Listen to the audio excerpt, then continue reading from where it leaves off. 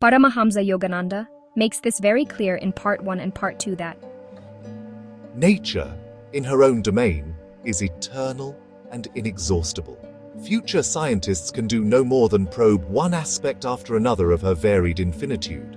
Science thus remains in a perpetual flux, fit indeed to formulate the laws of an already existing and functioning cosmos, but powerless to detect the law framer and sole operator.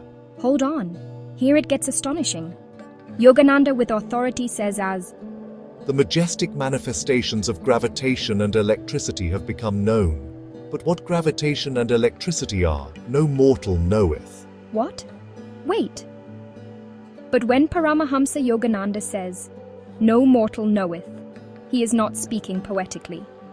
He is pointing to a precise limit of human knowing. If we carefully observe, Vishnu Sahasranama or Lalita Sahasranama clearly states that the lawmaker is not a person or thing or entity, but avijñeya, beyond analysis, aprameya, beyond all measurement, achintya, beyond what thought can grasp, anirdeshya, indescribable, agochara, beyond the senses, which Paramahamsa also confirms as no mortal knoweth.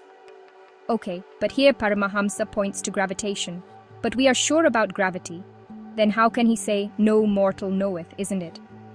But he clears that only the manifestation of gravity and electricity are known, but not what exactly that is his direct explanation.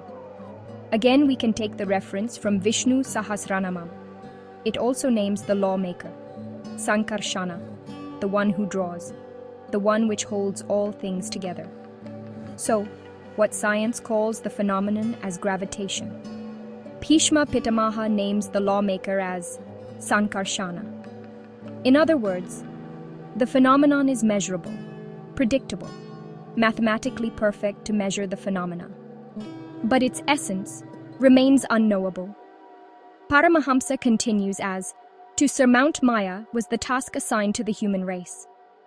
To rise above the duality of creation and perceive the unity of the Creator was conceived as man's highest goal.